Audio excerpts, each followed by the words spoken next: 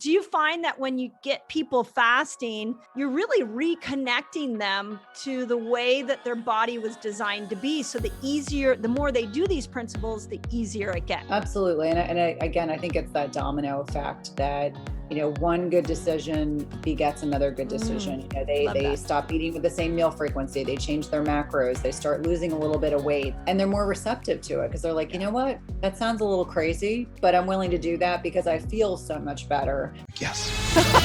Dr. Mindy in the house. All right. I appreciate that. The carnivore diet. Because of what we eat. Honestly, you've really touched my heart.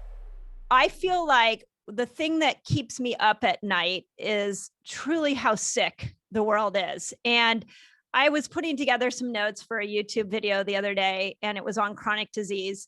And when you look at the statistics on chronic disease right now, it's like 1 out of 3 people worldwide have 2 or more chronic diseases. 60% of Americans have 1 or more, and 90% of our healthcare costs are on chronic disease. And then I come over here and I look at fasting and I'm like, this is ridiculous. If all we did is get people fasting, we could end chronic disease. Yes. So I want to start the conversation there. How do we take somebody who's in the Western standard American diet and we get them intermittent fasting? How do we speak to them? What's the first step that they make? Yeah, and that's a great question. If you look at like 88% of Americans are now metabolically unhealthy. So that means like 12% of us are metabolically healthy, which is totally unacceptable. And I think we really have to start with encouraging people not to snack, because the not encouraging people to snack will move to people being forced to restructure their macros, because you can't just have a croissant for breakfast and a piece of pizza for lunch. You're going to have to change your diet. So I think in many ways, removing the snacking and just saying there is no more snacking. You're not a 2-year-old. You're not a 5-year-old. You're not a teenager who has crazy hormones and plays sports and needs to eat constantly. You're a grown-ass adult. And part of getting really tough and being really transparent is saying, listen, we got it all wrong. Like everything I learned during my medical training is completely wrong as it pertains to meal frequency, how we are supposed to be eating, and what we should be focusing on. We should all be focusing on protein with some healthy fats and lowering our carbohydrate intake. And I think removing the fats and restructuring macros are 2 really important pieces. I think the other thing is really encouraging people and thinking strategically about educating healthcare providers and saying, listen, if your patient does nothing else but eat less frequently, they are going to get improvement in all these metabolic markers. In cardiology, I worked in cardiology for 16 years as an NP. I got tired of writing prescriptions. And I got frustrated because we were not given the tools / time to be able to talk to our patients about the things that matter most. We've conditioned our patient population to ask for pills instead of doing the work. So I think it really starts from the point of, if someone's on a standard American diet and they're a couch potato, the most important thing they can do right away is to remove their snacks, because they will be forced to restructure their meals. Like I almost feel like it's like rip the Band-Aid off, get real. I think the other piece that's really important is getting very honest with people about a lot of these liquid calories that people are consuming. They think Diet Coke is benign. They think their Frappuccino is benign. And I'm like, okay, well, the Frappuccino is dessert in a liquid form. And your Diet Coke is destroying your healthy gut microbiome. And so, it's like, let's try to find alternatives. But I think it all starts with food, and it all starts with this nonsense, as I know you preach. No one should be snacking. You're a grown-ass adult and no one should be snacking. And that's a hard truth. I think we have unfortunately been, we've been told that meal frequency is not an issue, that we want to stoke our metabolism. And both you and I know that the more frequently you eat and drink these sugary but sweetened beverages, the more frequently you're secreting insulin, which is going to, put a complete, kibosh on your fat burning potential. And so, just understanding the basics. But people, on that readiness to change scale, they have to be in a position, like maybe they've gotten a diagnosis of diabetes. Maybe they have a loved one who had a heart attack. Maybe they're nearing the age that a parent got very sick or passed away. So I almost feel like there has to be some pain point oftentimes to get them motivated enough to make those changes. But I am a believer that if we can get more healthcare professionals embracing the intermittent fasting concept, it will make the world a much better place. And unfortunately, as I'm sure you see as well, there are a lot of healthcare providers that they themselves are very unhealthy. And it's hard to take diet and nutrition advice from someone who is metabolically unhealthy themselves. I used to laugh. There was an emergency room that I worked out in Baltimore years ago. And the joke at this time, it tells you how long ago this was. Physicians could still smoke on property. And so the cardiovascular surgeons would sit outside, have their fried chicken and smoke.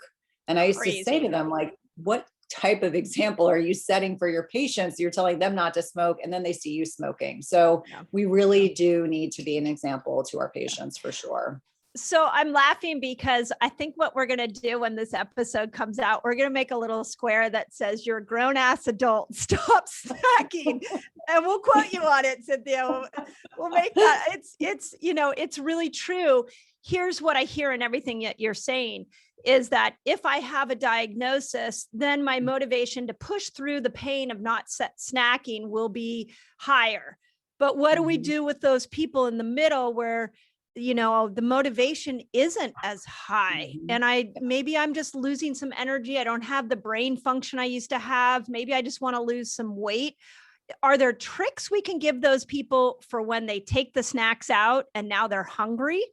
How do we help those people?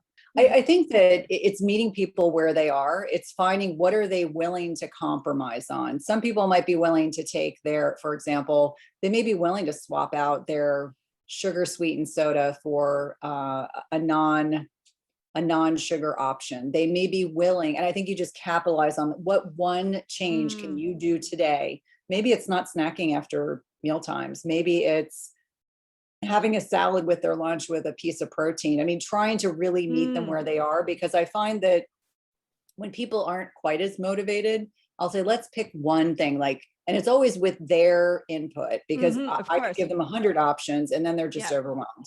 So, I'll give them 5 or 6 options. What one of these sounds the most appealing? And I usually go with that. And it's almost like peeling an onion. You get an onion layer back and they feel so much better. They're like, okay, now I'm willing to do the next thing and the next thing and the next thing. And I think more often than not, even if people are not willing to change their diet, just eating less frequently, they feel so much better. All of a sudden, they're not bloated. Their digestion's improved. They don't need their reflux medication. Right. They're sleeping without symptoms. So they see the changes. Yes. Yeah. So that makes a big, okay. So in the meals, so they take snacks out. Now, are they eating 3 meals a day? And if so, are there foods that they can lean into that will make the next day easier and then the next day easier? Yeah, I think animal-based protein is going to be what I'm going to recommend. I know that there are probably some plant-based individuals listening, but we know that is the most satiating macronutrient. We want to have sufficient amounts of protein. And I tend to be someone that will say to clients, have that piece of salmon, because you've got your healthy fats right in the salmon. That is going to be much more satiating than a dry chicken breast. You're probably going to feel a whole lot more satisfied. So really leaning into making sure that you're hitting those protein macros and not to be afraid of protein. Unfortunately, I think there are people who have been conditioned to believe that, I don't want to eat more protein because I'll be too full. Well, no, generally speaking, it's the most satiating macronutrient, and it's very easy for people to overdo it with healthy fat. So the cheese and nuts brigade, that is the bane of my existence, trying to encourage people. Yes, healthy fats are good, but you can overdo it on the healthy fat. So really encouraging people to have proper portions, and that could look different for each one of us, proper portions of protein, so they'll be fully satiated. And when they're hitting those protein thresholds, they're not going to be hungry between their meals. And that's something that I think for a lot of people is surprising. They've been so carb dense, they've been focusing on rice and pasta. And I always say, listen, protein and healthy fats first. And then, the carbs should really come from non-starchy options. Yeah. It's not to suggest I'm anti-carb, but if we know 88% of the population is metabolically unstable, we all need to be eating less carbohydrates. Yes. And that's the unfortunate truth. Yeah. And it's not to suggest I don't enjoy berries on occasion, or I don't have spaghetti squash or a root vegetable, but my portions are small and I don't do that every day. And I think that for anyone that's listening saying, okay, that sounds reasonable, I can have a fattier cut of meat that's going to give me a great bang for the buck, if you will, or a piece of fatty fish. And I think when people start making those cumulative changes, it's the domino effect. Okay. Now, are there people who struggle to make any changes? Yes. And I think a lot of that involves, really doing some soul searching, really thinking about what are they ready for? What are they capable of making a change with? And it might actually not start with the meal frequency and the food piece. It may be that they're going to go to bed earlier. I know you talk very, very openly, as I do, about the value of high quality sleep, the value of moving your body every day, connection to nature. It's like, okay, let's come at from a different angle. Like, what is reasonable and feasible for you right now, especially as people are starting to return to work again? What are you capable of doing? And let's really focus on, the positives. Like, what can we do right now? It's never, I always say, like, let's reframe. When people say they can't do something, I'm like, okay, what can we do? Because there's always something we can do. It's a choice. I think also, do you find that people, the way we're living right now in the modern world is so out of alignment with how the human body was designed?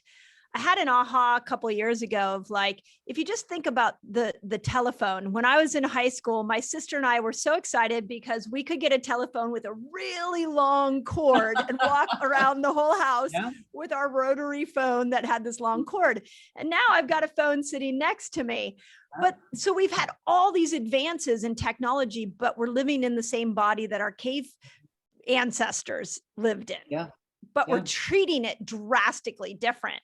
So do you find that when you get people fasting, you're really reconnecting them to the way that their body was designed to be? So the more they do these principles, the easier it gets. Yeah, absolutely. And again, I think it's that domino effect that, one good decision begets another good decision. They stop eating with the same meal frequency. They change their macros. They start losing a little bit of weight. That encourages them further. They're more interested in, when I say, get outside and get some light exposure in the morning, you want to be thinking about sleep in the morning and not just at night. And they're more receptive to it because they're like, you know what? That sounds a little crazy, but I'm willing to do that because I feel so much better. And I do agree with you that when we really look at ancestral health patterns, we went to bed when it was dark and we got up when the sun came out. And we're now in an existence where we are stimulated 24/7. It's not like when you and I were growing up and the TV would shut off at 1:00 in the morning and there was no programming until the morning. Now it's endless summer. We can, be exposed and bathed in artificial light all day long, all night long. True. And it's so completely the antithesis of the way that our bodies are designed to thrive. And I think that's a huge detriment. And just thinking, you're mentioning your phone. I have my phone and my iPad sitting next to me and I'm on a computer, and just thinking about the cumulative net impact of all this exposure to blue light all day long and what it does to, it suppresses melatonin. And for me, I'm on the East Coast, so I'm a couple hours ahead. That's right. It's nighttime there almost. Is it dark right now? I feel like I'm just warming up. It's amazing how that works, but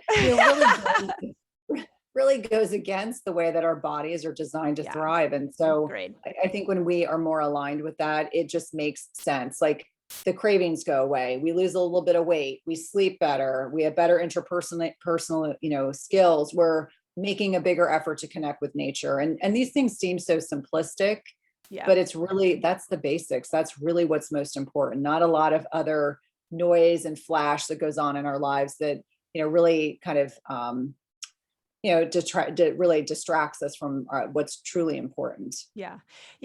We also had to wait a whole week before the next episode of something came out. So patience. There was no instant gratification, no binging on TV shows. I was trying to explain it to my kids. My teenagers were like, what? And I was like, there was no Netflix or Hulu or Amazon Prime. You just sucked it up. And that's just the way things were. But I said, I also think that is, to me, it's so highly indicative of, a time when our lives were a little slower and not in a bad way. There was no email when I was in college. I'm really dating myself. There was no email. We would, I was in a big sorority and we would have a communication pattern. We'd leave notes for people. I'm sure that's not even done anymore. There was no email. I mean, I think about this now. I'm like, it really was a sweet time. Not everything was captured on social media. We probably had a bit more privacy. And that's not necessarily a bad thing, but. Agreed. So before we jump into women and fasting, which we've got to talk about, how long do you think it takes somebody to go from I'm eating 8 times a day, I'm eating before I go to bed, I eat when I wake up, I'm eating standard American diet. Now I'm not snacking. Okay, now I'm changing my proteins. Okay, now I'm intermittent fasting. Like, what does that trajectory look like? I think it can take a couple months. And I want to be really clear. I think people are accustomed to instantaneous gratification. They buy the latest protein powder, they buy the latest gizmo. That's going to fix them in a week or two. Yeah. And so having a degree of patience and explaining to them, this is the long game.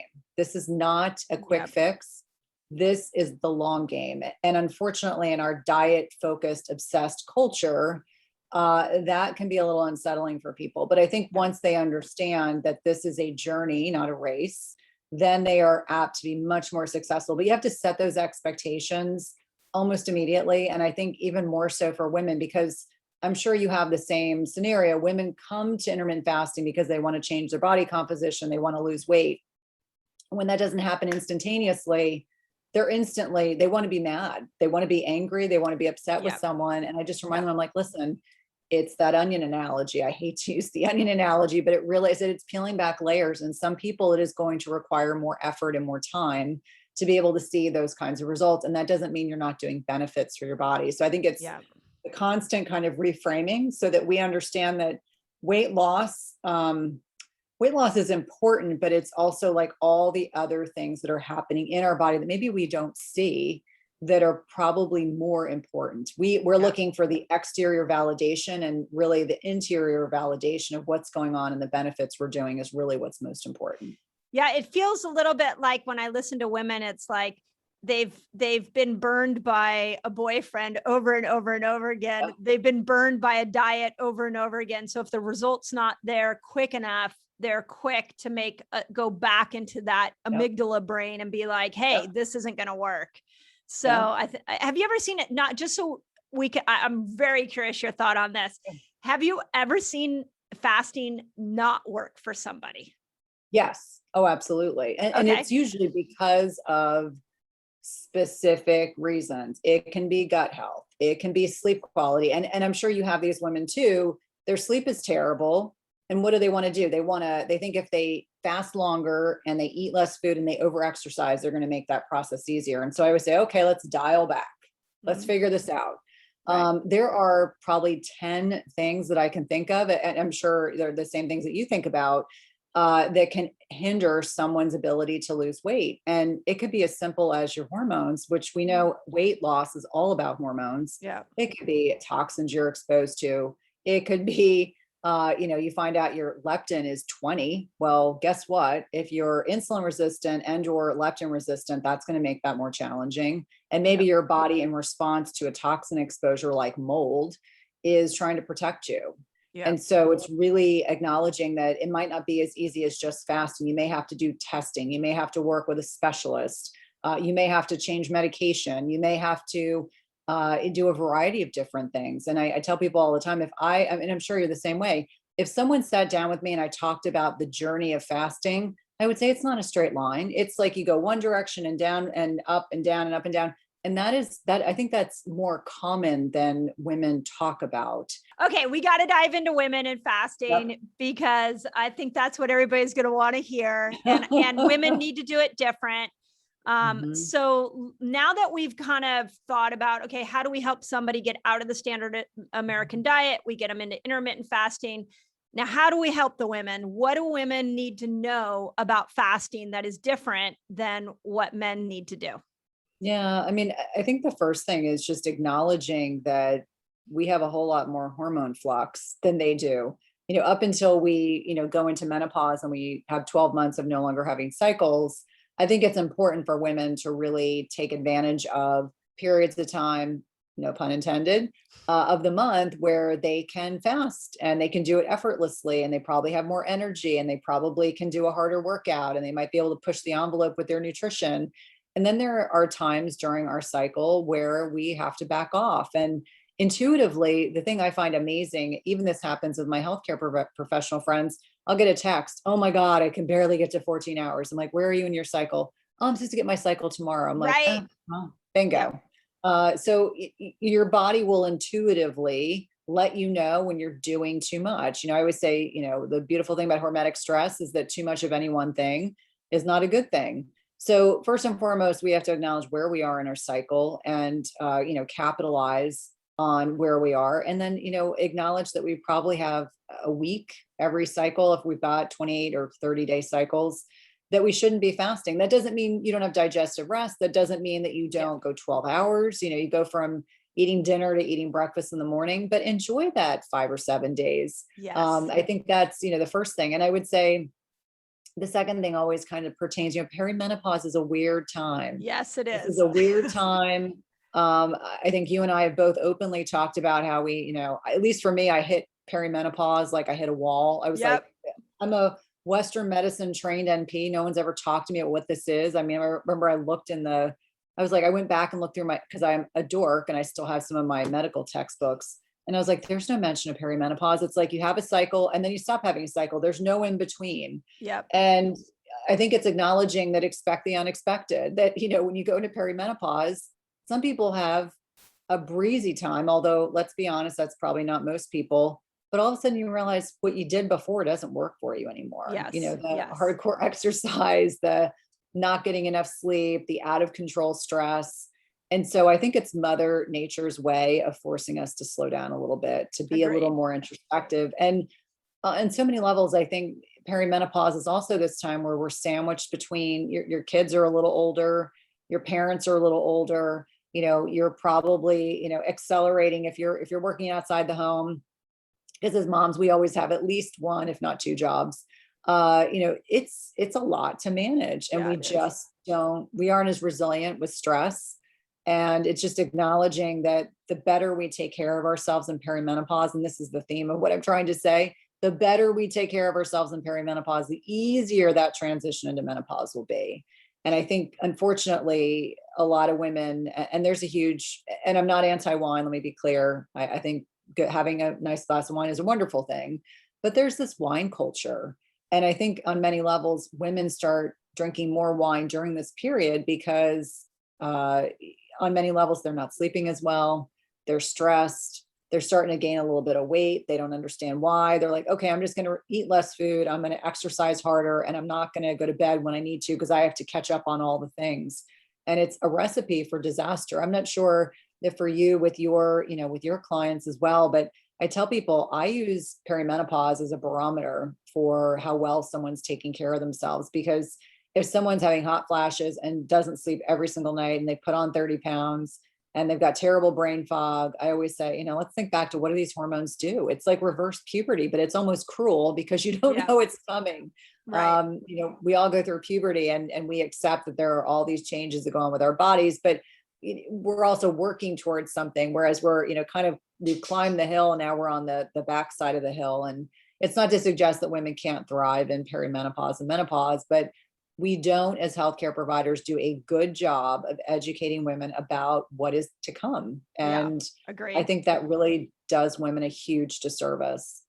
Yeah, I was at a conference a couple of weeks ago speaking, and the guy came up to me afterwards and was really adamant about disagreeing with me around HRT and bioidenticals. And I said, for me, I'm just saying for me, I need the barometer of my hormones to know if my lifestyle is working or not. So I prefer to not do HRT and bioidenticals just for me, because I would like to use my lifestyle to be able to tell me if I need to course correct or not. Are you finding the same thing since we're on the perimenopause? And again, this is not like, I think everybody should do what feels right for them. Right. I do not think HRT or bioidenticals is a free pass to not working on your lifestyle. But I think we all have to figure out our own comfort level and then make sure we don't numb ourselves out by using medications like that. What are your thoughts on that? No, I think that's an excellent point. And I would be the first person to say, all the hormones in the world are not going to help you if you aren't willing to put in the work about proper sleep and nutrition and eating less often and not over exercising. And for full transparency, and I haven't talked a lot about this on social media yet, but I think it's important to be fully transparent with your listeners. 2 years ago, I got very sick and lost a bunch of weight. And that kind of threw me into early menopause. I didn't realize it at the time, but certainly earlier than I had expected. So I haven't had a period since December of 2018. And I was not mentally prepared to go into menopause so early. And initially even though I was doing all the right things, I was like, I'm not sure what I want to do. And then for me personally, some things started to shift. I had a DEXA scan done. I was already osteopenic, thin Caucasian woman with a genetic susceptibility. And I already lift and I already eat plenty of protein and I already do weight bear. I mean, I'm doing all the things. And then it was, I started having for full disclosure, some women are more susceptible to the loss of estrogen in certain parts of their body. And so that was number 2. And then my sleep quality, no matter what I did, was really suffering and it was becoming a problem. So for me, I made the decision to start HRT and almost instantly my sleep improved like 150%. That was the first indication for me that I was kind of on the right path. And then taking estrogen and testosterone, I just felt so much better. Like I didn't realize I had an ache in a knee from an injury from field hockey, 30 plus years ago, but all of a sudden I felt better. But much to your point, if you don't get the lifestyle piece dialed in, it is going to make it impossible. And what happens for so many women is they start with the hormones. And again, we're not anti-hormone. It's really about what works for you. And you have a conversation with a healthcare provider. But if you start with hormones, typically what happens is you haven't done all the other, like the foundational work. And then what happens is someone comes to me and they're like, I went on, an estrogen patch and some progesterone and I gained 20 pounds. And I don't doubt that happened. I mean, there's clearly, but it also speaks to a hormone imbalance. And it also speaks to the fact that there's, so much to unpack there that could potentially be happening. But I was like, you can't put the cart before the horse. You really have to do the foundational work to ensure that your body is ready to accept that replacement of hormones. And for every one of us, it might look completely different. And I think that's also important. Like, I don't like to see shaming on either side. And I do see some of that. I see shaming by the people taking the hormones, the people not taking the hormones, or I have women that are so terrified to take any hormone, even progesterone. They're terrified. And I'm like, I don't want anyone to be scared. You just need to be educated. And that's, I think, so much of our role. I think that's what women are hoping and praying, that we're going to be honest and open. And for me, I think the thing I struggled with the most, Mindy, of all, I was so ashamed of perimenopause. I remember thinking I didn't want to talk about it. I was so embarrassed. And I was like, why is this happening? I'm a very open, honest, gosh, I'm a healthcare professional. For God's sakes, I should be able to talk about these things.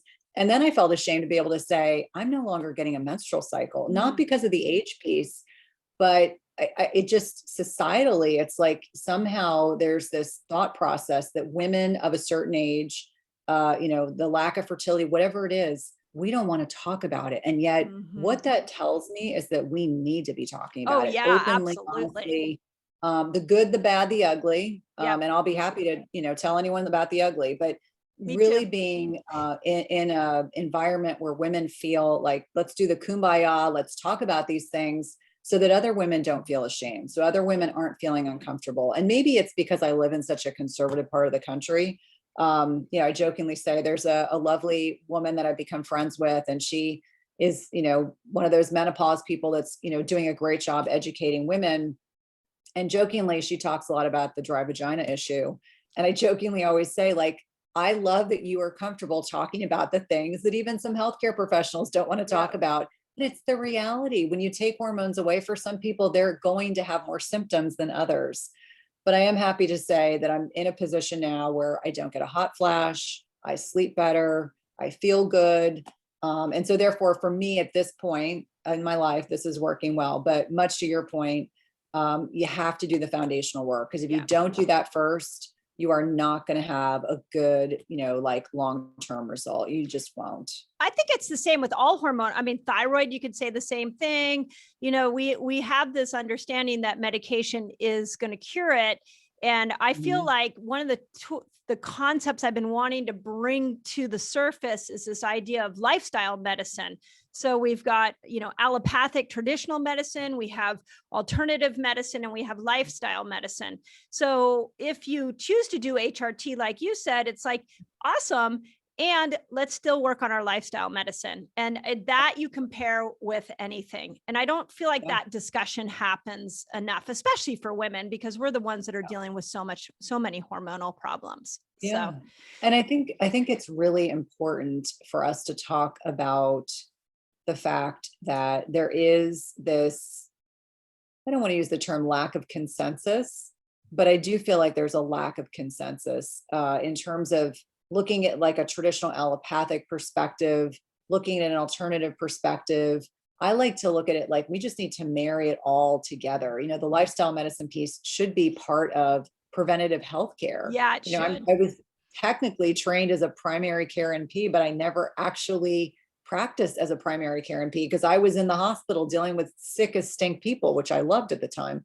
But the point is that we don't have the opportunities to be able to have these conversations. And yet I feel so grateful, and I know you do as well, to have a platform where you can actually, be the voice for people who maybe don't have the ability to, connect with individuals that are going to be able to share openly and honestly. Because I think, unfortunately, the way that the kind of allopathic medical route is going is shorter appointments. You get one problem that we can discuss. Your options are going to be whatever has been done in a randomized double placebo-controlled study. And if it falls outside of that, it's not evidence-based, it doesn't work, which always makes me, which kind of gets me, even though I trained at a big research institution, always is a source of irritation for me because I'm like, life is messy. It's not convenient. You can have an anecdotal evidence of, I've worked with thousands of women.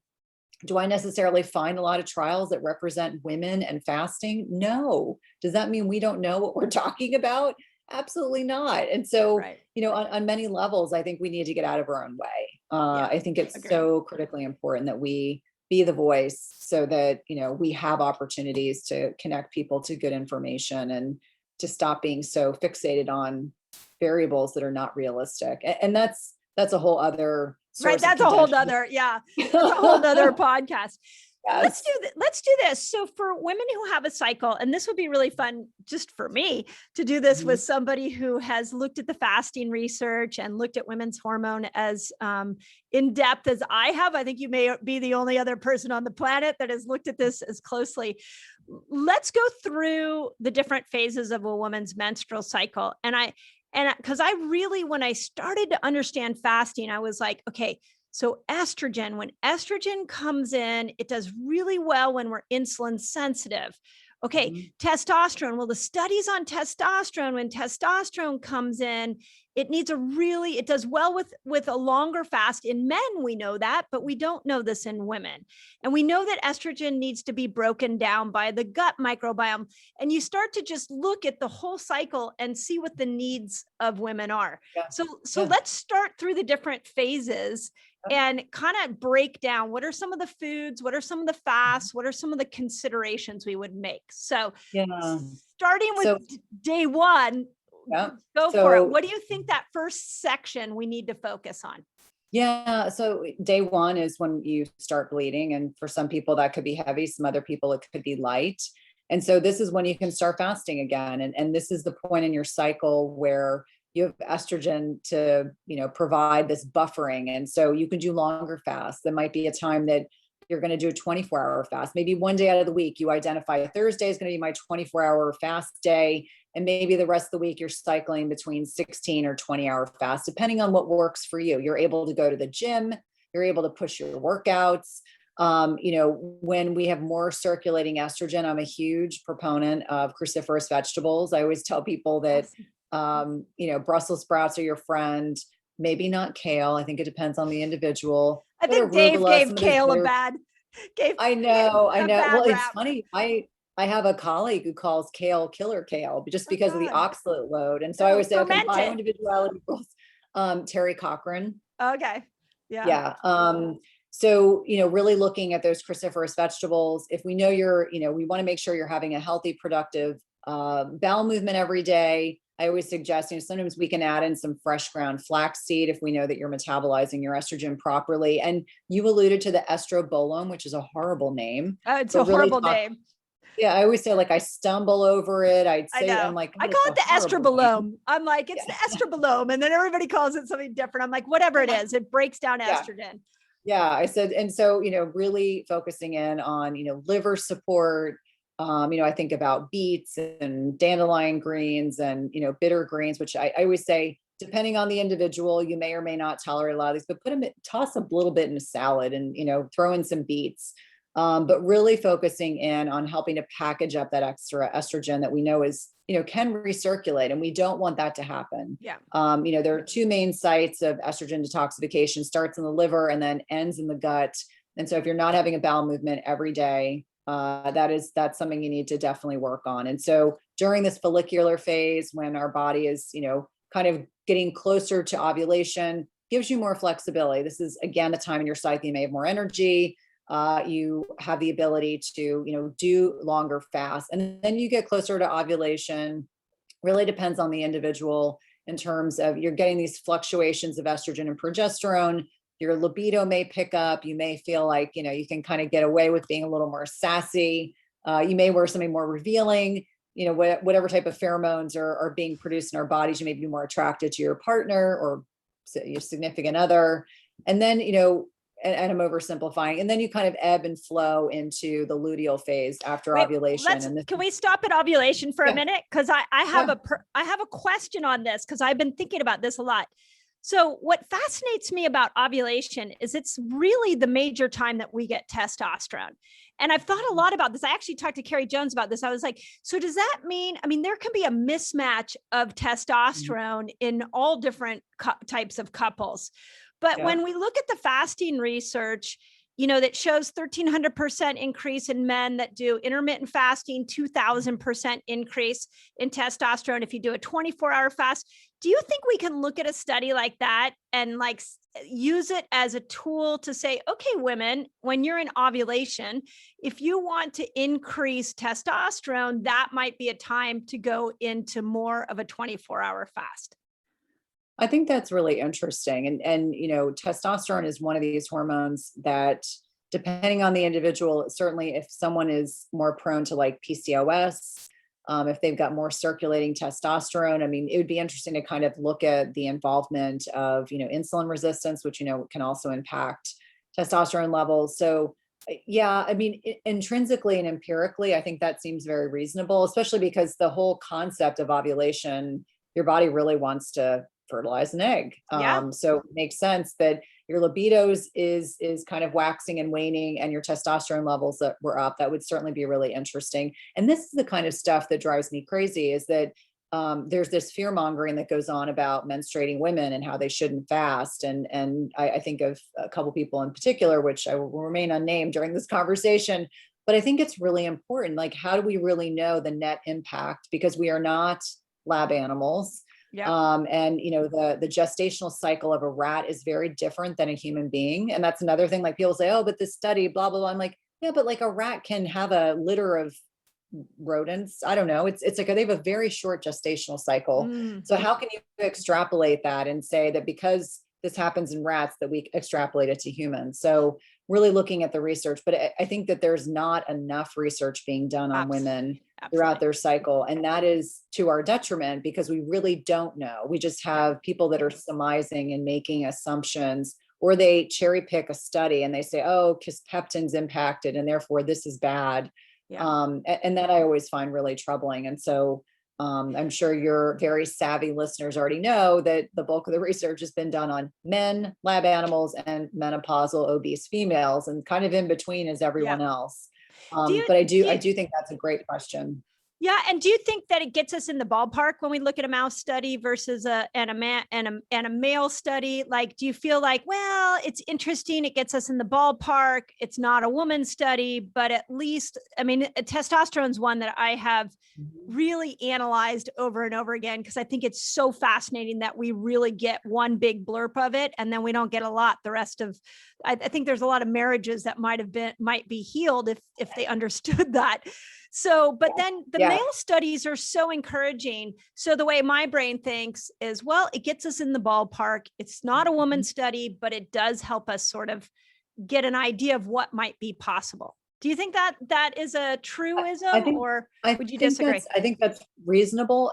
But again, like thinking back to the statistic that if 88% of the population is metabolically unhealthy, and I start thinking they're leaning towards insulin resistance, which means they're going to have imbalances between estrogen and testosterone to begin with.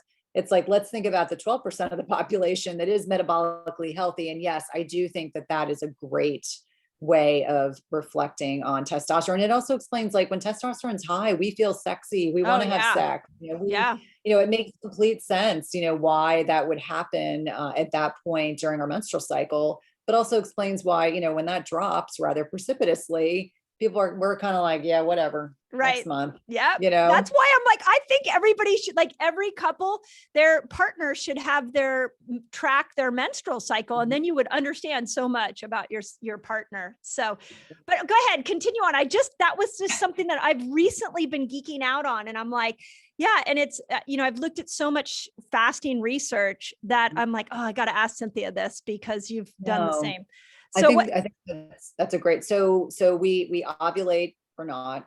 And then the next transitional phase is into the luteal phase. And, in the beginning, estrogen and progesterone are lower, but over the course of the luteal phase, you'll get your highest levels of progesterone. And progesterone it's a good hormone. It's meant to mellow us out. You might not feel as motivated. It's an amazing hormone. What do you mean it's a good one? It's like, oh, I want it back. I love progesterone. I love progesterone. It makes me fall asleep at night. It's really nice. It makes me feel so good. Yeah, no, so progesterone's like our mellow. I always say, it's like, I think about my earthy, I have a wonderful aunt who's just chill and relaxed and just so earthy, and she's loving and warm. And it's just, it's like a big hug. Yeah, but when I think about it is. When I think about progesterone, it's designed to kind of slow us down a little bit. We might feel a little more bloated. We certainly might be in a position, and we know as we get closer to menstruation, I think it's between 100, 150 more calories per day. And so progesterone makes us a little more insulin resistant. So this is when we have all those cravings, and I marvel at the human body and how these desires and cravings aren't there just because they're either related to an unmet need, or it is really because our body is looking for a little bit more. I know that, when I think about increasing carbohydrate intake around the menstrual cycle, I like the whole food carbohydrates. Like, I usually say, I'd rather you have a sweet potato or some squash, as opposed to going nuts with a lot of grains and a lot of gluten. And unfortunately, what do we gravitate towards? We're really we'll have like chocolate cake, and we want a pie, and we want a cookie. And that's just a disaster. We already are we're at that point where we're becoming a little more insulin resistant. You got to be careful. And that's when people will just say, like, I'm bloated and I'm tired and I'm grumpy. And, I have a couple women that I'm working with right now. They'll say, okay, let's try for the 5 to 7 days preceding your menstrual cycle. Let's try something different. And inevitably increasing their portion. So let's say they have a little more sweet potato, and they put some butter on that sweet potato or some ghee. All of a sudden they're satiated. They feel great. Their sleep improves.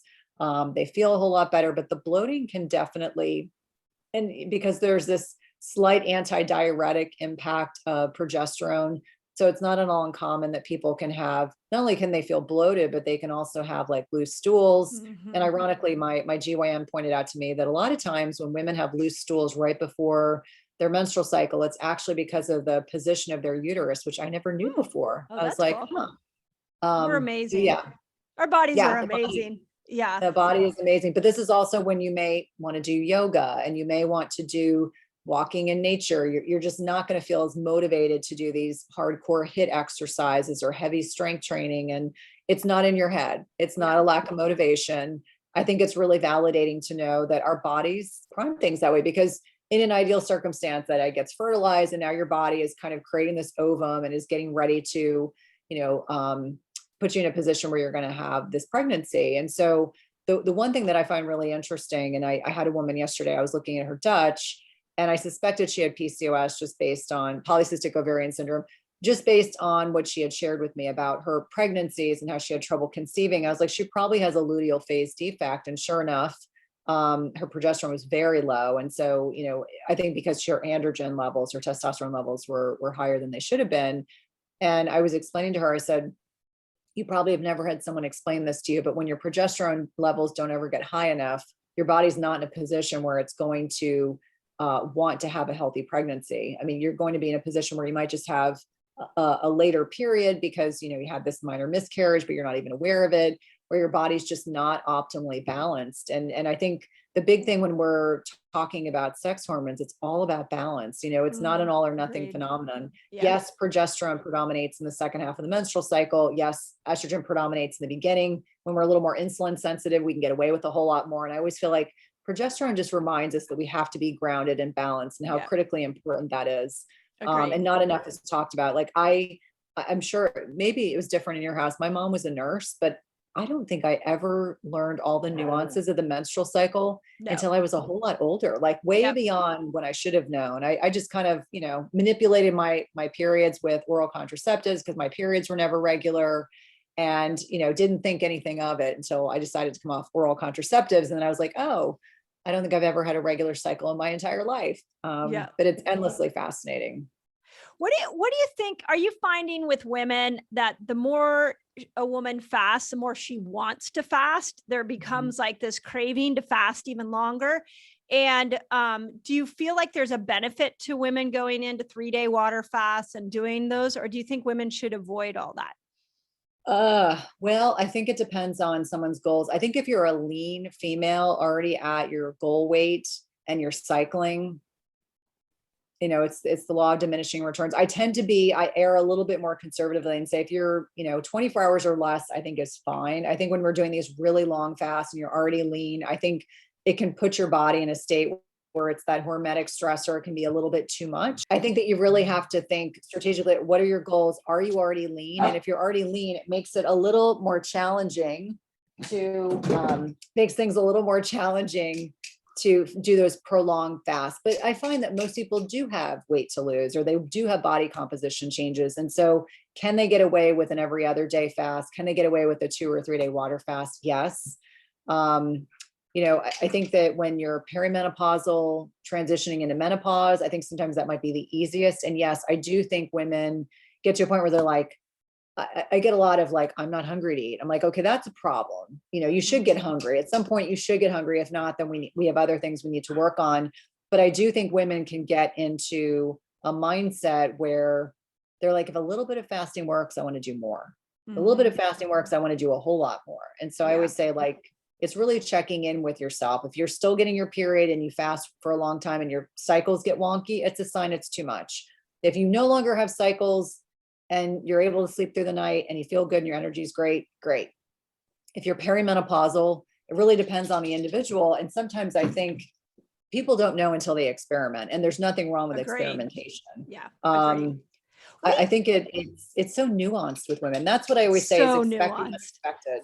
Like, I wish I could say, if you're 47 to 52, or if you're, 46 to 36, then this is what you're going to expect. And it's, we're all our own individuals. And so it's like trying to provide parameters. I always say, like, men and postmenopausal women, it's a little more predictable, but everything else in between, it's like all bets are off. But I do find that women can almost get, I don't use the term addicted because that's the wrong terminology, but I think people can get preoccupied and be in a position where they're excessively focusing on or perseverating over, if a little bit of fasting works, then I want to do a lot more fasting. Yeah. And I think, there's so many wonderful benefits of fasting, but women need to cycle it so much more. And if you're not aware of that, that can be a problem. One other thought, and then I have a couple questions for you here at the end. What do you think? And this is just purely like a fun question. What do you think about men? There's so many men on social media writing books that are giving fasting advice.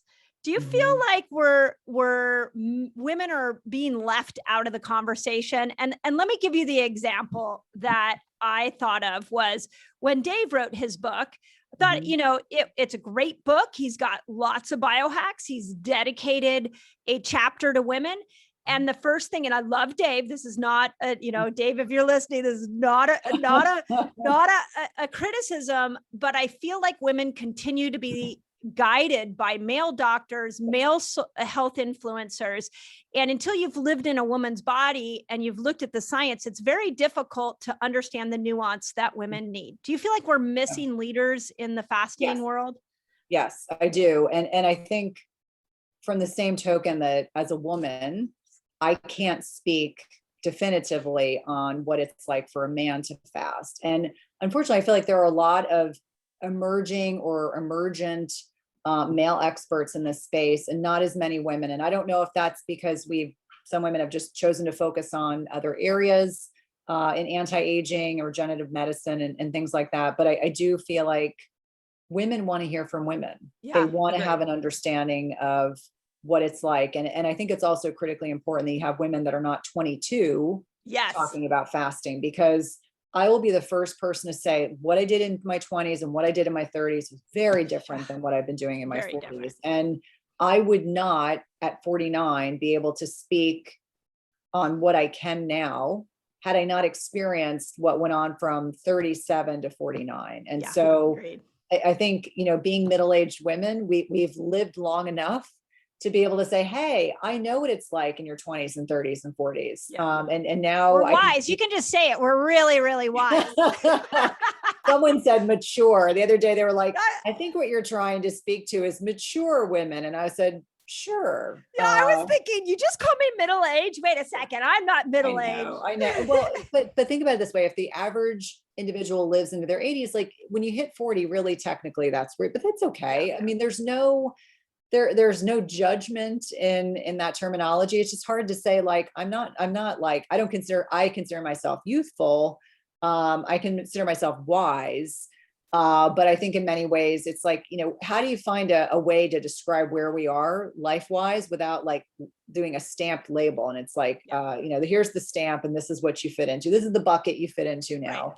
But I really agree with you that there is not enough women leaders talking about fasting. And I think it's not to suggest that there aren't individuals, whether they're biohackers or physicians, et cetera, that are incredibly knowledgeable. And, they might know nuances that I'm unaware of, but I feel like women need to be leading women when it comes to talking about fasting strategies in many ways, because we know what it's like to have a menstrual cycle. We know what it's like to be pregnant. We know what it's like to be postpartum. We know what it's like to be on contraception. We know what it's like to, be middle-aged. And, agreed. Yeah. Yeah. And I really feel that as well. And again, I applaud the men in the fasting arena. Absolutely. I applaud you for standing up and teaching women. Like, I just feel like we need to shout as loud as we possibly can, because not only are we seeing the tools, but we're living it, the body that is applying the tools. So 100% agree. Okay, I got 5 questions for you. Okay. And I think, let me see, I don't think one's about fasting. So, okay, the first one, we're starting a book club, it's not really a club. We're starting a book list of all of our podcast guests. What is the one book, or you can say 2 books, that you feel like really impacted your life and you would recommend everybody read? The Unhealthy Truth by Robin O'Brien changed my life. That's a book that was incredibly and profoundly impactful, completely changed the trajectory of my career. I'm actually having an opportunity to bring her on the podcast. That's really so special. Cool. I was like trying to geek out. I'm like, I'm going to try not to be a gigantic dork. I had that with Dr. Libby Weaver and Rushing Woman Syndrome. And when I brought her on, I actually cried, and then she cried, and I was like, oh my God, your book changed my life. It's awesome. So congrats. Yeah, no. I mean, it just goes to show you the power that a book can embody. I would say most recently, it's a tie between 2 books. The XX Brain by Lisa Mosconi was incredibly impactful. I think we all want to think we really understand the net impact of estradiol and progesterone and testosterone on our brain function and neurodegenerative risks and et cetera. That book really was impactful. Like, as I was reading it, I sent a copy to my mom. I sent a copy to my best friend. I was so cool. I was like, you have to read this book. I would say the other book that I've read most recently that I really have been recommending, although it's a little more dense, meaning it's a little more scientific, Metabolical by Robert Lustig was excellent. That's a book you read and you just get mad at the processed food industry. You're like, dang, that was a really impactful book. So I would say those three, definitely the top two. The third one is a little bit more dense, but he does a masterful way of just explaining the impact on the sugar industry, the processed food industry, and our health, and how it's really destroyed it. So very relevant to our conversation. Right. Yeah. Okay. Second question. If you could go back to your 20-year-old self and you could give her some advice, what would you tell her? Oh gosh, I would tell her to be patient. I think I was always like, I couldn't wait to finish grad school. I couldn't wait to, be working. I couldn't wait to meet, my husband who I met when I was 30. I think I would just say, be patient. I mean, I was fortunate that my mom and my dad were ahead of their times in terms of my mom was crunchy before that was even a word. So was mine. Yeah. So, we ate organ meats growing up, and my mom baked bread, and we had to have vegetables with every meal, and how progressive. We rarely ate out, and we learned how to cook. And so I say all the time, like, what a blessing, and, strong role of family. So my 20s, I knew how to cook and I knew how to eat. And I was way ahead of the curve that way, but I would just tell myself to be patient. I think felt like I was always rushing to finish something, like, check the box, move on to the next thing. And I would say, gosh, savor your 20s, have fun, do more travel, stop being so serious. Like, I think I look back, I was so serious in my 20s. I'm going to tell my daughter this tonight. Yeah. I love it. It. She's 21. And I keep saying the same thing. Like, you figure stuff out in your 20s. It's so good. Yeah. It's a beautiful thing. Okay. Who's somebody that you would just die to interview on your podcast? Well, Robin O'Brien would have been top of the list, and I'm going to have an opportunity to connect with her. I would say, it's funny. Sometimes I can geek out over Katie Couric. Oh, that's funny. I think I've been following her on Instagram, and she's done such a beautiful job just keeping people abreast of what's going on. When there was that condo collapse in Miami, and every day she was showcasing someone that had been one of the victims. And I just feel like she really has done a great job navigating a lot of events over the last 18 months. I'll just say that. But I just think she, lately, I think I've been geeking out over Katie Couric. Have you invited her? I have not. Oh, come on, Cynthia, you got to try it. This is the I whole decided fun that, part.